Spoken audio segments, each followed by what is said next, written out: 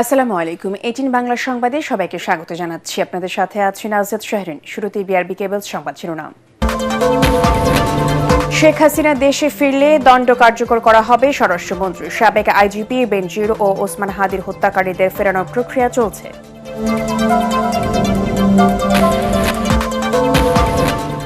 রক্তস্নাত জুলাই শহীদ দিবস আজ। রাষ্ট্রপতি প্রধানমন্ত্রীর বাণী। আন্দোলনে প্রথম শহীদ রংপুরের আবু সাইদ হয়ে ওঠেন প্রতিবাদের প্রতীক। জুলাই যোদ্ধাদের আকাঙ্ক্ষার সাথে কেউ বেইমানি করলে ইতিহাস তাদের ক্ষমা করবে না জামায়াত আমির। ভিন দেশের প্রেসক্রিপশনে চলবে না বাংলাদেশ।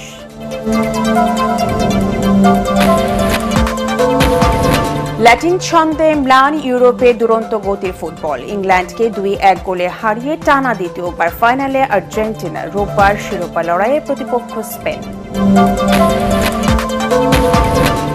এবং উৎসবমুখর পরিবেশে 18 বাংলার প্রতিষ্ঠা বার্ষিকী উদযাপন। গণতন্ত্রকে প্রাতিষ্ঠানিক রূপ দিতে ভূমিকা রাখার আহ্বান মির্জা ফখরুলের। সামাজিক দায়বদ্ধতা পূরণে অঙ্গীকার ডক্টর মাহফুজুর রহমানের। শুনছিলেন বিআরবি কেবল সংবাদ শিরোনাম, এবারে বিস্তারিত। ক্ষমতাচ্যুত সাবেক প্রধানমন্ত্রী শেখ হাসিনা দেশে ফিরলে তাকে গ্রেফতার করে আদালতের রায় অনুযায়ী দণ্ড কার্যকর করা হবে বলে জানিয়েছেন স্বরাষ্ট্রমন্ত্রী সালাউদ্দিন আহমদ। তবে আইনের সুযোগ থাকলে তিনি উচ্চ আদালতে আপিল করতে পারবেন বলেও জানান তিনি। একই সঙ্গে দুবাইয়ে আটক সাবেক আইজিপি বেনজির আহমেদ এবং ভারতে গ্রেফতার ওসমান হাদি হত্যা মামলার আসামিদের দেশে ফিরিয়ে আনার প্রক্রিয়া চলছে বলে জানান স্বরাষ্ট্রমন্ত্রী। শিক্ষার্থীদের আন্দোলন প্রসঙ্গে তিনি বলেন, অল্প কিছু শিক্ষার্থীরা আন্দোলনকে কেন্দ্র করে একটি স্বার্থান্বেষী মহল পরিস্থিতি ঘোলা করার চেষ্টা করছে। তিনি আরও জানান, প্রশাসনিক আদেশে কোনো রাজনৈতিক দল নিষিদ্ধ করার পক্ষে নয় সরকার। তবে মানবতা বিরোধী অপরাধের অভিযোগকে সংগঠন হিসেবে আওয়ামী লীগের বিরুদ্ধে তদন্ত চলছে এবং সেই প্রতিবেদন দ্রুত আন্তর্জাতিক অপরাধ ট্রাইব্যুনালে দাখিল করা হবে। শেখ হাসিনা সে দেশে ফিরে আসতে চায়, আমরা তো তাকে ফিরিয়ে আনার জন্য এক্সট্রাডিশন চুক্তি অনুসারে ইন্টারিম গভর্নমেন্টের সময়পত্র দেওয়া হয়েছে ভারত সরকারের কাছে। এরপর আমরা তাগাদাও দিয়েছি। আমরা তো তাকে ফেরত চাই এবং বিচারের মুখোমুখি হোক।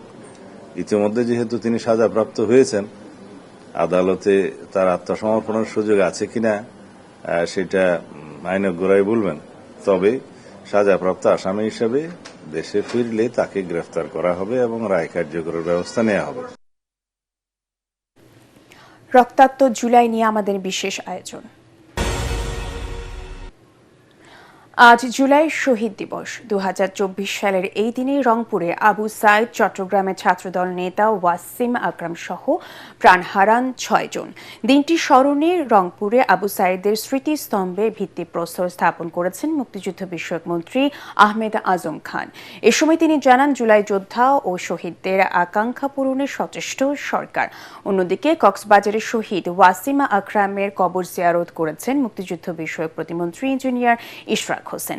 এছাড়া প্রতিটি বিভাগীয় জেলা শহর সহ দেশ জুড়ে পালিত হচ্ছে দিনটি। দিবসটি স্মরণে বাণী দিয়েছেন রাষ্ট্রপতি মোহাম্মদ শাহাবুদ্দিন ও প্রধানমন্ত্রী তারেক রহমান। জাহিদুল আলমের রিপোর্টে বিস্তারিত। জুলাই শহীদ দিবস উপলক্ষে দেশের বিভিন্ন জেলায় শহীদদের স্মরণে শ্রদ্ধা নিবেদন, কবর জিয়ারত, দোয়া ও আলোচনা সভার আয়োজন করা হয়েছে। এসব কর্মসূচিতে অংশ নেন প্রশাসনের কর্মকর্তা, রাজনৈতিক নেতৃবৃন্দ, শিক্ষার্থী এবং বিভিন্ন শ্রেণী পেশার মানুষ। বৈষম্যহীন সমাজ আমাদের বাংলাদেশে প্রতিষ্ঠিত হয়। সকালে রংপুরে জুলাই স্মৃতিস্তম্ভে শ্রদ্ধা নিবেদন করেন মুক্তিযুদ্ধ বিষয়ক মন্ত্রী আহমেদ আজম খান। এ সময় গণ অভ্যুত্থানের প্রথম শহীদ আবু সাইদ সহ সকল শহীদদের আত্মার মাগফিরাত কামনায় দোয়া করা হয়। এ সময় তিনি বলেন, জুলাই সনদ বাস্তবায়নে সরকার অঙ্গীকারবদ্ধ। সরকারি দল বিরোধী দল মিলেই গণতন্ত্রকে যেমনি প্রাতিষ্ঠানিক রূপ দিতে চাই, তেমনি জুলাই সনদকে অক্ষরে অক্ষরে বাস্তবায়ন করতে চাই। এখন বিরোধী দল মাঝে মধ্যে যে মেঠু বক্তৃতা করেন, সেটা তো তাদের রাজনৈতিক বক্তব্য জুলাই সনদ বাস্তবায়ন করবার জন্য আমরা অঙ্গীকারাবদ্ধ। কক্সবাজারের পেকুয়ায় ছাত্রদল নেতা ও জুলাই গণ অভ্যুত্থানের শহীদ ওয়াসিম আকরামের কবর জিয়ারত করেন মুক্তিযুদ্ধ বিষয়ক প্রতিমন্ত্রী ইঞ্জিনিয়ার ইশরাক হোসেন। এ সময় তিনি বলেন, 2 বছরেও ওয়াসিম হত্যাকাণ্ডের বিচার না হওয়া বিচার বিভাগের দুর্বলতা। পরে তিনি শহীদ ওয়াসিমের পরিবারের সদস্যদের সঙ্গে সাক্ষাৎ করে আর্থিক সহায়তা দেন। সকল হত্যাকাণ্ডের সাথে যারা জড়িত সকলের বিচার হোক, এটা আমি মনে প্রাণে চাই। এটা একটা বিচার বিভাগের আমাদের দুর্বলতা অথবা আমাদের পুরো বিচার ব্যবস্থার একটা দুর্বলতা হিসেবে আমি ব্যক্তিগতভাবে এটা মনে করি। এছাড়া খুলনা, নড়াইল, নাটোর, ঝালকাঠি, সাতক্ষীরা সহ দেশের প্রতিটি অঞ্চলেই শহীদদের প্রতি শ্রদ্ধা নিবেদন, পুষ্পস্তবক অর্পণ, দোয়া ও আলোচনা সভার মধ্য দিয়ে দেশ জুড়ে পালিত হচ্ছে জুলাই শহীদ দিবস। জাহিদুল আলম, এটিএন বাংলা। 24-এর গণঅভ্যুত্থানে যে কয়েকটি নাম আত্মত্যাগ আর প্রতিবাদের প্রতীক হয়ে আছে তাদের মধ্যে অন্যতম শহীদ আবু সাইদ। দুহাত প্রসারিত করে বুক চিতিয়ে রাজপথে দাঁড়ানো এই তরুণের মৃত্যু নাড়া দিয়েছে গোটা দেশকে। তবে যে প্রত্যাশায় নিয়ে জীবন দিয়েছিলেন অসংখ্য তরুণ, সেই বৈষম্য আজও দূর হয়নি বলে মনে করেন আবু সাইদের বাবা মকবুল হোসেন। রংপুরের পীরগঞ্জ থেকে ফিরে এহসানুল গনি স্বজনের ক্যামেরায় আরও জানাচ্ছেন খায়রুল ইসলাম। জুলাইয়ের উত্তপ্ত দুপুর, রাজপথ জুড়ে উত্তেজনা, স্লোগান আর আন্দোলনের ঢেউ। সেই উত্তাল জনসমুদ্রের মাঝে এক অকুতোভয় তরুণ আবু সাইদ, বেগম রোকেয়া বিশ্ববিদ্যালয়ের মেধাবী শিক্ষার্থী, যার পরিবারে দরিদ্রতা ছিল নিত্যসঙ্গী। স্বপ্ন ছিল অভাব গোছানোর, কিন্তু হঠাৎ করেই দেশমাতৃকার প্রয়োজন আরও বড় হয়ে ওঠে। বৈষম্যহীন দেশ গড়ার তাগিদ থেকেই রাজপথে নামেন তিনি। আমার ছেলে একটা মেধাবী ছিল, এই রকম পরিবারের মধ্যে থেকে টিউশনি করে মানুষের ছেলে পড়ে, খুব কষ্ট করে পড়ছিল। 24-এর 16 জুলাই আন্দোলন ক্রমেই অগ্নিগর্ভ হয়ে ওঠে। প্রাণঘাতী সংঘর্ষ, ধোঁয়া আর আতঙ্ক টলাতে পারেনি আবু সাইদকে। দুহাত প্রসারিত করে হিংস্র হয়ে ওঠা আইন শৃঙ্খলা বাহিনীর সদস্যের সামনে দাঁড়িয়ে যান তিনি। তবে ঘাতক পুলিশের গুলিতে নিভে যায় এই বীরের জীবন প্রদীপ। শহীদ আবু সাইদ আজ আমাদের মাঝে নেই, কিন্তু তার সাহস, আত্মত্যাগ আর প্রতিবাদের চেতনা বেঁচে থাকবে প্রজন্ম থেকে প্রজন্ম। ইতিহাসে কিছু নাম সময়ের সঙ্গে সঙ্গে মুছে যায়, আর কিছু নাম হয়ে ওঠে জাতির বিবেক। আর আবু সাইদ সেই অমর নামগুলোর একটি। একজন সন্তানের মৃত্যু, এক মায়ের বুক খালি হয়ে যাওয়া আর বাবার নীরব হয়ে যাওয়ার গল্প। একটি পরিবারের স্বপ্ন থেমে যাওয়ার গল্প। যে ঘরে একদিন হাসির শব্দ ছিল, আজ সেখানে স্মৃতি আর অপেক্ষার দীর্ঘশ্বাস। স্বপ্নের একটা পুতুল ছিল আমার সংসারের মধ্যে, সেটা এখন নাই। আমি এখন অসহায়। সরকারের কাছে আগুন দাবি জানাইছে বিচারটা কার্যকর হোক। দেশে এবং দেশের বাহিরে তাদের সাজাপ্রাপ্ত যে আসামি আছে তাদের যেন যথাযথভাবে তাদের শাস্তি কার্যকর করে। আবু সাইদ, তার নাম আজ উচ্চারিত হয় সাহসের প্রতীক হিসেবে। অনেক তরুণের কাছে তিনি অন্যায়ের বিরুদ্ধে প্রতিবাদের এক অনুপ্রেরণা। জুলাইয়ের সেই রক্তাক্ত অধ্যায়ে তার আত্মত্যাগ বাংলাদেশের ইতিহাসের একটি গুরুত্বপূর্ণ বাঁক হয়ে থাকবে। খায়রুল ইসলাম, এটিএন বাংলা, পীরগঞ্জ, রংপুর।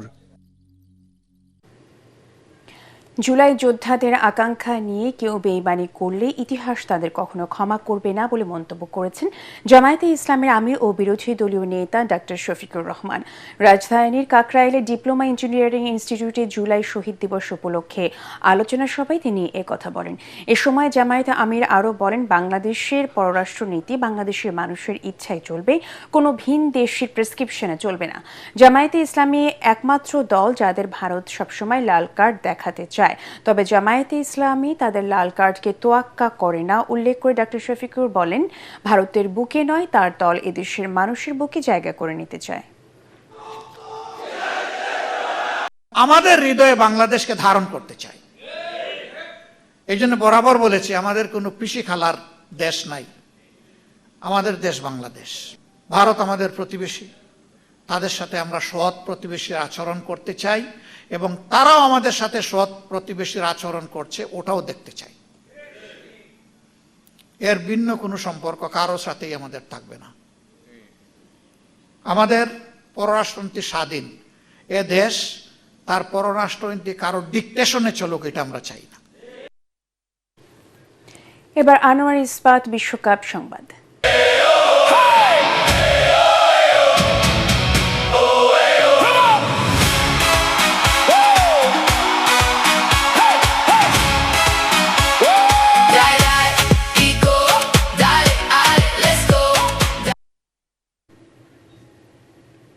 উত্তেজনা, লড়াই আর ফাউলে ভরা এক ম্যাচে প্রত্যাবর্তনে দুর্দান্ত এক গল্প লিখে টানা দ্বিতীয়বার বিশ্বকাপের ফাইনালে আর্জেন্টিনা।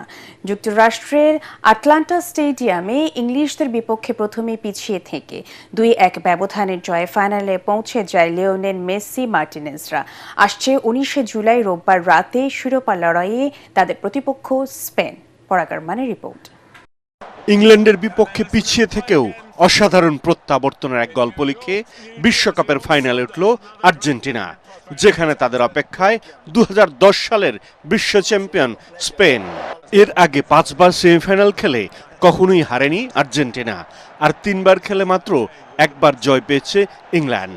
এমন ইতিহাস সামনে রাজনীতি ও ক্রীড়া জগতের বিস্ফোরক মিশ্রণে বিশ্বকাপের আর্জেন্টিনা ইংল্যান্ড সেমিফাইনালটি স্রেফ খেলা নয়, শুরুতেই হয়ে ওঠে এক ঐতিহাসিক রণাঙ্গন। ফ্রেসিং ফুটবল শুরু করে থ্রি লায়নরা। এরই মাঝে ইংল্যান্ডের রিজ টেলরের গোল প্রচেষ্টা তালুবন্দী করেন মার্টিনেজ। পরে এনজো ফার্নান্ডেজের প্রচেষ্টাও জাল খুঁজে পায়নি। ম্যাচে খুব বেশি সৃষ্টিশীলতা দেখা যায়নি, বরং লড়াই সংগ্রামে প্রথমার্ধ শেষ করে দুদল। বিরতি থেকে ফিরে ফাউল করার চেয়ে খেলায় মনোযোগী হয় টমাস টুখেলের শিষ্যরা। তাতে মর্গান রজার্সের কাছ থেকে বল পেয়ে অ্যান্থনি গর্ডনের গোলে বন্ধ্যাত্ব গোছায় ইংল্যান্ড। আনন্দে নেচে ওঠে আটলান্টার ইংলিশ সমর্থকরা। পিছিয়ে থেকে গোল শোধের চেষ্টা করতে থাকে বিশ্বকাপের বর্তমান চ্যাম্পিয়নরা। জুলিয়ানো সিমিওনে এবং এনজো ফার্নান্দেজের প্রচেষ্টাগুলো পায়নি খুঁজে জালের ঠিকানা। নিকো গঞ্জালেসকেও সফল হতে দেননি ইংলিশ গোলকিপার পিকফোর্ড। কিন্তু জয়ে যাদের নিশানা, তাদেরকে বঞ্চিত রাখা কি এতটাই সহজ? পিছিয়ে থেকে ইংলিশদের উপর বাঘের শক্তিতে ঝাঁপিয়ে পড়ে আর্জেন্টিনা। লিওনেল মেসির পাসে দারুণ এক শটে ম্যাচে 1-1 সমতা ফেরান এনজো ফার্নান্দেজ। আনন্দ আর আত্মবিশ্বাসে মাতোয়ারা আর্জেন্টিনার সমর্থকরা। যোগ করা সময়ের 2 মিনিটে মেসি লাউতারো মার্টিনেজ কম্বিনেশন আর্জেন্টিনাকে 2-1 ব্যবধানে এগিয়ে দেয়। ফাইনাল ওঠার উল্লাস তখন গ্যালারিতে। পরে আর সেই গোল শোধ করা হয়নি ইংল্যান্ডের। খেলাধুলার দুনিয়ায় খুব কম দ্বৈরথী মাঠে এবং মাঠের বাইরে সমান ভারী হয়ে ওঠে। আর্জেন্টিনা ইংল্যান্ডের এই লড়াই আসলে ফুটবল ম্যাচ নয়, এটি 1982 সালের ফকল্যান্ড যুদ্ধের এক রক্তাক্ত ক্ষতের জীবন্ত স্মারক, যার প্রতিশোধে ফুটবল হয়ে ওঠে আর্জেন্টিনার হাতিয়ার। পরাগার মান, এটিএন বাংলা। এদিকে উত্তেজনায় ভরা সেমিতে প্রিয় দলের জয়ে আনন্দে আত্মহারা হয়ে ওঠেন বাংলাদেশি সমর্থকরা। পরিবার পরিজন, বন্ধু বান্ধব নিয়ে বড় পর্দায় খেলা দেখতে আসা সমর্থকদের উপস্থিতিতে তিল ধারণের ঠাঁই ছিল না ঢাকা বিশ্ববিদ্যালয়ের টিএসসি প্রাঙ্গণে। আকাশী নীল রঙের জার্সি পরা দর্শকদের উচ্ছ্বাসে গোটা ক্যাম্পাসে অনুরণন ছড়ায়, আর তাতে মধ্যরাতে সরব হয়ে ওঠে ঢাকা বিশ্ববিদ্যালয়। আরও জানাচ্ছেন সাজ্জাদ জাহান। সেমিফাইনালে প্রিয় দল আর্জেন্টিনার জয়ের পর এভাবেই নেচে গিয়ে উল্লাসে মাতেন আর্জেন্টাইন ভক্তরা। গভীর রাতেও থেমে থাকেনি ভক্তদের বিজয় উদযাপন। রাজধানীর টিএসসিতে বড় পর্দায় খেলা দেখতে এসে নিজেদের অনুভূতি জানান আকাশী নীলের সমর্থকরা। অসাধারণ লাগছে, দেখেন খুশির কারণে দেখেন বৃষ্টি আকাশে থেকে মেঘে থেকে বৃষ্টি পড়তে আছে।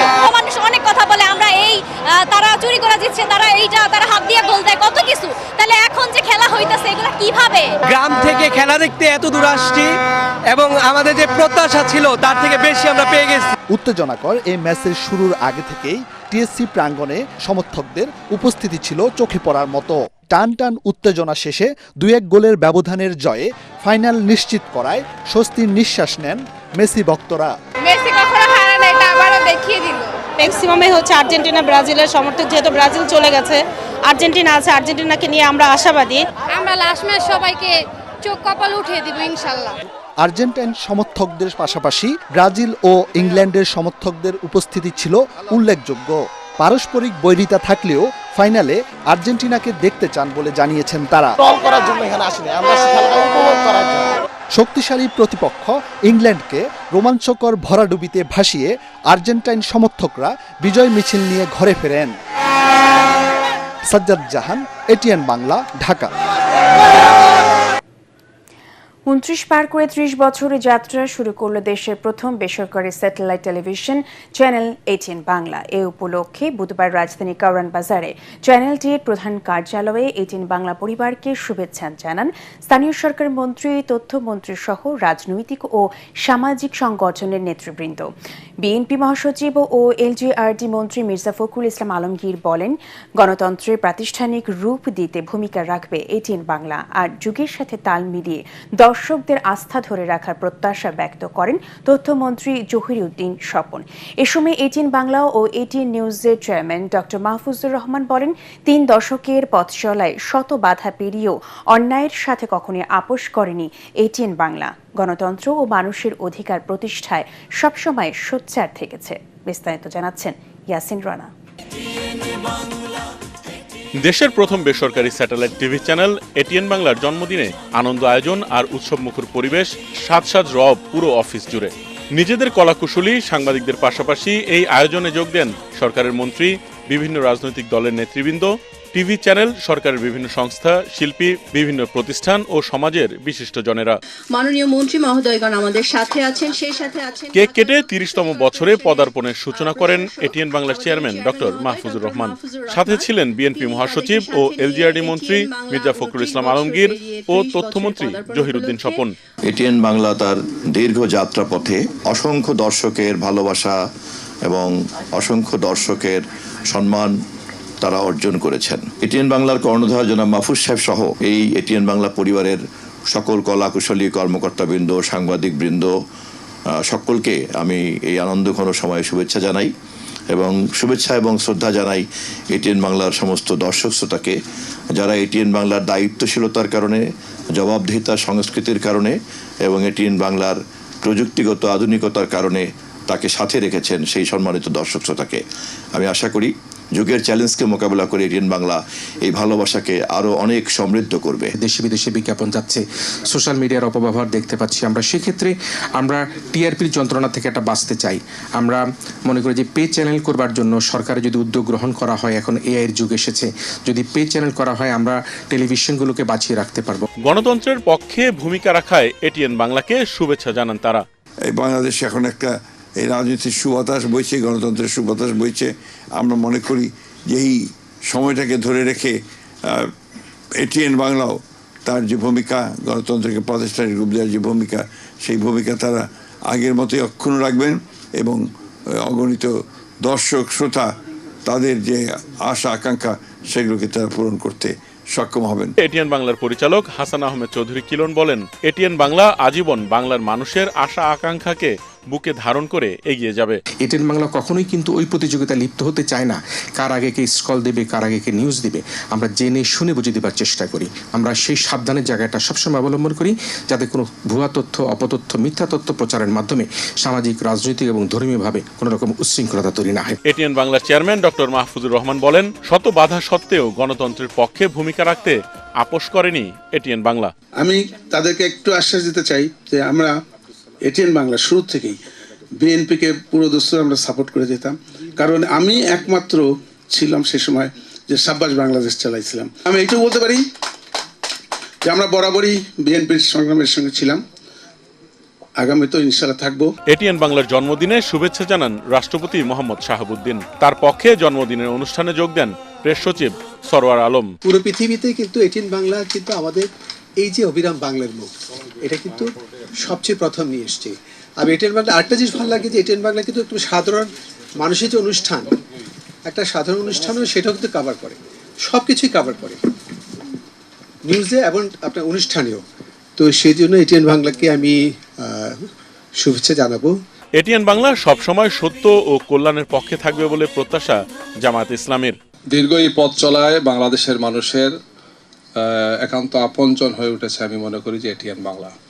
প্রথম প্রজন্মের এবং একদম প্রথম দিকের নিউজ যেটা আমরা বিটিভির পরেই দেখতাম, আমরা আগামীর পথ চলায় প্রত্যাশা করব যে তারা সত্যের পক্ষে, কল্যাণের পক্ষে থাকবেন এবং জনগণের পক্ষে থাকবেন। প্রজন্মের পর প্রজন্ম বেড়ে উঠেছে এটিএন বাংলার অনুষ্ঠান দেখে। ঈদের আনন্দ, বিশ্বকাপের উন্মাদনা, জাতীয় দিবসের গর্ব কিংবা দুর্যোগের সময়ে মানুষের পাশে থাকার অঙ্গীকার সবখানেই ছিল এটিএন বাংলার উজ্জ্বল উপস্থিতি। জন্মদিনের আনন্দ উদযাপনে অংশ নেন সকলে। এটিএন বাংলাই বাংলাদেশের প্রথম ডিজিটাল প্ল্যাটফর্ম এবং তারপরে এটিএন বাংলাকে অন্যান্য প্রতিষ্ঠান ফলো করেছে। এটা আমাদের আতুর ঘর, শিল্পীদের আতুর ঘর। আতুর ঘর এই সেন্সে বলছি আমি, এখান থেকে কিন্তু আজকে বেসরকারি টেলিভিশন, স্যাটেলাইট টেলিভিশন, আমরা যা কিছু যত কিছুই বলি, পৃথিবীময় যে ছড়িয়ে পড়া শুরু এখান থেকে, এই মানুষটার হাত ধরে। আমি শুভেচ্ছা জানাই এটিএন বাংলাকে।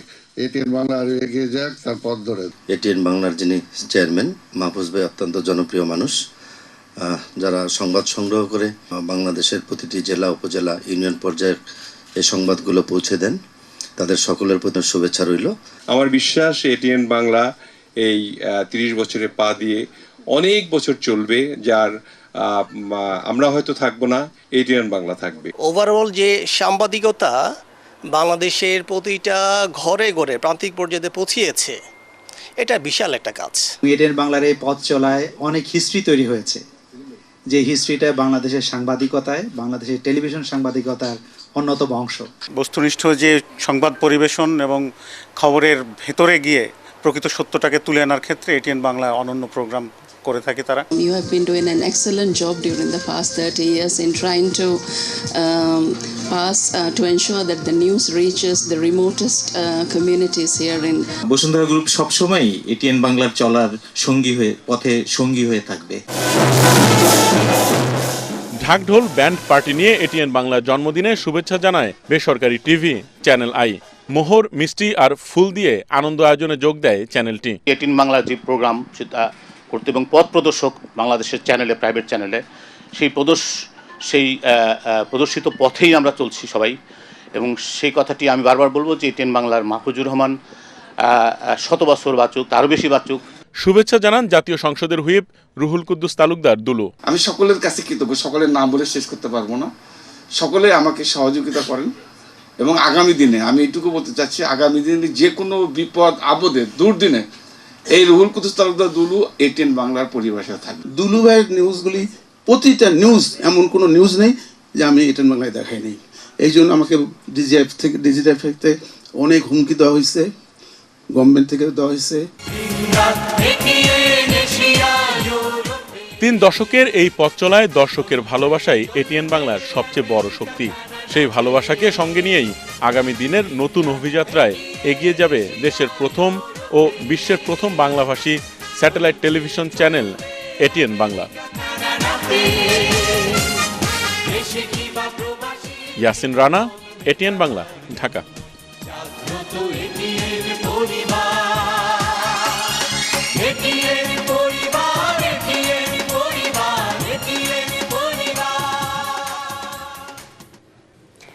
এশিয়া মহাদেশের অন্যতম প্রাচীন ও ঐতিহ্যবাহী ঢাকার ধামরাইয়ে যশোমাধবের 400 বছরের পুরনো রথযাত্রা উৎসব শুরু হচ্ছে আজ। মাসব্যাপী কুঠির শিল্প মেলাও ও রথযাত্রা যাবতীয় প্রস্তুতি ইতিমধ্যেই সম্পন্ন করেছে মন্দির পরিচালনা কমিটি ও স্থানীয় প্রশাসন। বিকেলে বর্ণাঢ্য আয়োজনের মধ্য দিয়ে শুরু হবে এই রথযাত্রা। উদ্বোধনী অনুষ্ঠানে প্রধান অতিথি হিসেবে উপস্থিত থাকবেন জাতীয় সংসদের চিফ হুইপ নুরুল ইসলাম মনি। এছাড়া স্থানীয় সংসদ সদস্য ও প্রশাসনের ঊর্ধ্বতন কর্মকর্তারাও এতে অংশ নেবেন। আগামী 24 জুলাই উল্টো রথযাত্রার মধ্য দিয়ে শেষ হবে মাসব্যাপী এই উৎসব। এদিকে সাভারেও বর্ণিল আয়োজনে শুরু হতে যাচ্ছে কানাইলাল জিউ বিগ্রহ ও গোপীনাথ ঠাকুরের রথযাত্রা। সেখানে প্রধান অতিথি থাকবেন ঢাকা 19 আসনের সংসদ সদস্য দেওয়ান মোহাম্মদ সালাউদ্দিন বাবু। বৃক্ষরোপণে সাজায় দেশ, সবার আগে বাংলাদেশ প্রতিপাদ্যে বৃক্ষরোপণ অভিযান 2026 এর উদ্বোধন করেছেন সেনাপ্রধান জেনারেল ওয়াকারুজ্জামান। সকালে ঢাকা ক্যান্টনমেন্টের নির্ঝর এলাকায় বৃক্ষরোপণ করে এই অভিযানের উদ্বোধন করেন তিনি। এ সময় সেনাপ্রধান বলেন, সেনাবাহিনী প্রতি বছরে বৃক্ষরোপণ অভিযান পরিচালনা করে। সে ধারাবাহিকতায় এবছর 11 লাখেরও বেশি ফলদ, বনজ ও ঔষধি গাছ রোপণ করা হবে। পরিবেশ ও জলবায়ু পরিবর্তন মোকাবেলায় সেনাবাহিনী কাজ করে যাবে বলেও জানান সেনাপ্রধান।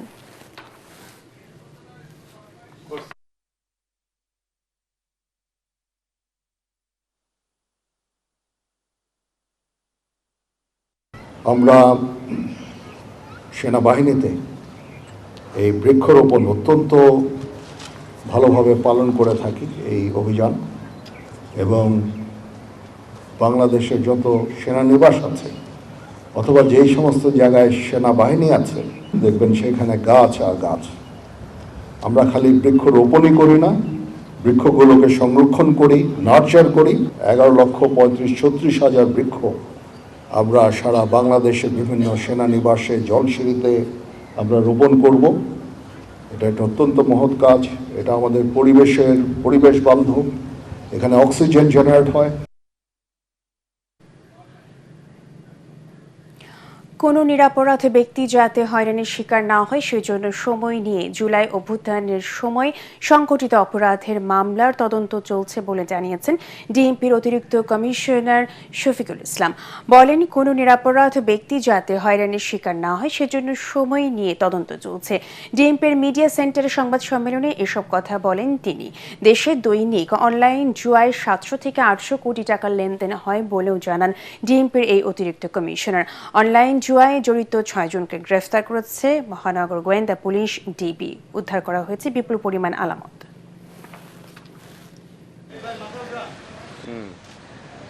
অ্যাপসের মাধ্যমে, নগদ এবং বিকাশের মাধ্যমে, সিম কার্ড এবং এই মোবাইলগুলোর মাধ্যমে তারা এটা কালেক্ট করে। এই কালেক্ট করার জন্য তারা অনেকগুলো অ্যাপস ব্যবহার করে, যেরকম এখানে আছে গোপে, লাকি পে, তারপরে এক্সি পে, কুল পে।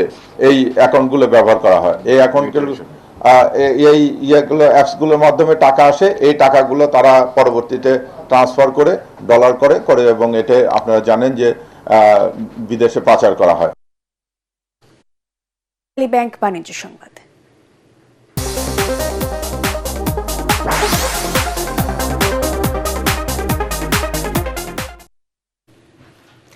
সুন্দরবনের রয়্যাল বেঙ্গল টাইগার রক্ষায় সচেতনতা ও সমন্বিত উদ্যোগ প্রয়োজন বলে জানিয়েছেন প্রকৃতি ও জীবন ফাউন্ডেশনের চেয়ারম্যান মুকিত মজুমদার বাবু।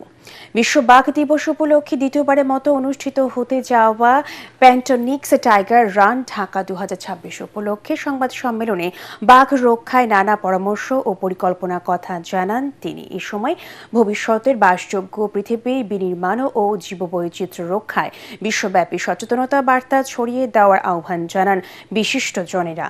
এরপর প্যান্টনিক্স টাইগার রান ঢাকা 2026 এর টি শার্ট, ক্যাপ, মেডেল এবং ব্যাকপ্যাক উন্মোচন করা হয়। পরিবেশ প্রকৃতিকে ভালো রাখার কথা বলি, সবকিছু মিলিয়ে কিন্তু আমাদের এই মানুষই কিন্তু আমরা নানা সমস্যার সৃষ্টি করছি। তা আমরা যদি সজাগ না হই, আমরা যদি সচেতন না হই, তাহলে কিন্তু এই প্রাণীগুলো এই ছোট্ট বাংলাদেশে টিকতে পারবে না। আন্তর্জাতিক সংবাদ।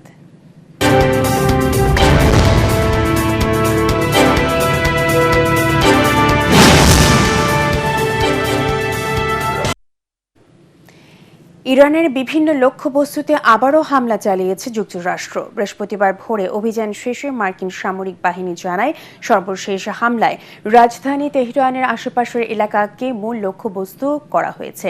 জবাবে ভোর হওয়ার আগে বাহরাইন ও কুয়েতের নির্দিষ্ট লক্ষ্যবস্তুতে ক্ষেপণাস্ত্র ও ড্রোন হামলা চালায় ইরান। টানা কয়েকদিনে পাল্টাপাল্টি হামলায় মধ্যপ্রাচ্যে নতুন করে উত্তেজনা ছড়িয়ে পড়েছে। ইরানের কর্মকর্তাদের দাবি, সর্বশেষ 4টি মার্কিন হামলায় 35 জনের বেশি নিহত এবং 3 শতাধিক মানুষ আহত হয়েছেন। এতে পুরো অঞ্চল আবারও বড় ধরনের যুদ্ধের ঝুঁকি সৃষ্টি হয়েছে। এদিকে যুক্তরাষ্ট্র ও ইসরায়েলের হামলার পর ইরান হরমুজ প্রণালী দিয়ে আবারও জাহাজ চলাচল বন্ধ করে দিয়েছে। এতে বিশ্ববাজারে তেল, সার সহ বিভিন্ন পণ্যের দাম বেড়েছে। ফ্যাসিবাদ বিরোধী আন্দোলনে যে সাংবাদিকরা দেশের গণমানুষের পক্ষে অবস্থান নিয়েছিলেন তাদের নিয়ে আগামীর বাংলাদেশ গড়ে তোলা হবে বলে জানিয়েছেন প্রধানমন্ত্রীর উপদেষ্টা মাহদি আমিন। সকালে ঢাকা রিপোর্টার্স ইউনিটি ফল উৎসবে তিনি একথা বলেন। এ সময় দেশে গণতান্ত্রিক প্রক্রিয়া অব্যাহত রাখতে সাংবাদিকদের কার্যকর ভূমিকা রাখার আহ্বানও জানান তিনি। ভিন্ন মতকে স্বাগত জানিয়ে দেশের স্বার্থে সবাইকে এক থাকার তাগিদ দেন। এ সময় রাজউক চেয়ারম্যান প্রকৌশলী মোহাম্মদ রিয়াজুল ইসলাম, ডিআরইউ সভাপতি সালে আকন, সাধারণ সম্পাদক মাইনুল হাসান সোহেল সহ ঊর্ধ্বতন কর্মকর্তা এবং সিনিয়র সাংবাদিকরা উপস্থিত ছিলেন। ভিন্ন আদর্শ, ভিন্ন মূল্যবোধ বা যতক্ষণ পর্যন্ত আমরা গণতান্ত্রিক আকাঙ্ক্ষাকে ধারণ করব, যতক্ষণ পর্যন্ত আমরা দেশপ্রেমকে ধারণ করব, ততক্ষণ পর্যন্ত জাতির বৃহত্তর স্বার্থের জায়গাগুলোতে, দেশের সার্বভৌমত্ব রক্ষার জায়গাতে, জনগণের অধিকার এবং স্বাধীনতা প্রতিষ্ঠার ক্ষেত্রে আমরা অটল থাকবো, একসাথে কাজ করে যাব। দেশে প্রাথমিক স্বাস্থ্য সেবায় কৃত্রিম প্রযুক্তি ব্যবহারে পাইলটিং প্রকল্প শুরু হচ্ছে। স্বাস্থ্য অর্থনীতি unit, international university of business, agriculture and technology এবং স্পৃহা ফাউন্ডেশন এর সহযোগিতায় প্রথম পর্যায়ে 4 জেলার 4 উপজেলা স্বাস্থ্য কমপ্লেক্স ও ইউনিয়ন স্বাস্থ্যসেবা কেন্দ্র এই কার্যক্রম শুরু হবে। প্রকল্পের উদ্বোধনী অনুষ্ঠানে এসব তথ্য জানানো হয়। এতে স্বাস্থ্য প্রতিমন্ত্রী এম.এ. মোহিত বলেন, বিশ্বে প্রযুক্তিগত পরিবর্তনগুলো খুব দ্রুত ঘটছে। বাংলাদেশেও উন্নত প্রযুক্তি সহায়তায় সর্বজনীন স্বাস্থ্য সুরক্ষা নিশ্চিত করা হবে। স্বাস্থ্য অর্থনীতি ইউনিটের মহাপরিচালক মোহাম্মদ এনামুল হকের সভাপতিত্বে অনুষ্ঠানে স্বাস্থ্য মন্ত্রণালয়, IUBAT ও স্পৃহা ফাউন্ডেশন ঊর্ধ্বতন কর্মকর্তারা উপস্থিত ছিলেন। শেষ করার আগে বিআরবি কেবল সংবাদ শিরোনামগুলো জানিয়ে দেব আরও একবার। শেখ হাসিনা দেশে ফিরলে দণ্ড কার্যকর করা হবে, স্বরাষ্ট্রমন্ত্রী। সাবেক আইজিপি বেনজিরো ও ওসমান হাদির হত্যাকারীদের ফেরানোর প্রক্রিয়া চলছে। শ্রদ্ধা ভালোবাসার রক্তস্নাত জুলাই শহীদ দিবস স্মরণ। রাষ্ট্রপতি প্রধানমন্ত্রী বাণী। আন্দোলনের প্রথম শহীদ রংপুরের আবু সাইদ হয়ে ওঠেন প্রতিবাদের প্রতীক। জুলাই যোদ্ধাদের আকাঙ্ক্ষার সাথে কেউ বেইমানি করলে ইতিহাস তাদের ক্ষমা করবে না, জামায়াত আমির। ভিন দেশের প্রেসক্রিপশনে চলবে না বাংলাদেশ। ল্যাটিন ছন্দে ম্লান ইউরোপের দুরন্ত গতির ফুটবল। ইংল্যান্ডকে 2-1 গোলে হারিয়ে টানা দ্বিতীয়বার ফাইনালে আর্জেন্টিনা। রোববার শিরোপা লড়াইয়ে প্রতিপক্ষ স্পেন। এবং উৎসব মুখর পরিবেশে এটিএন বাংলার প্রতিষ্ঠা বার্ষিকী উদযাপন। গণতন্ত্রকে প্রাতিষ্ঠানিক রূপ দিতে ভূমিকা রাখার আহ্বান মির্জা ফখরুলের। সামাজিক দায়বদ্ধতা পূরণের অঙ্গীকার ডক্টর মাহফুজুর রহমান। পরবর্তী সংবাদ দেখার আমন্ত্রণ জানিয়ে এখনকার মতো শেষ করছি। এটিএন বাংলার সংবাদ ইউটিউবে দেখতে ব্রাউজ করুন youtube/এটিএন বাংলা নিউজ। ধন্যবাদ সবাইকে।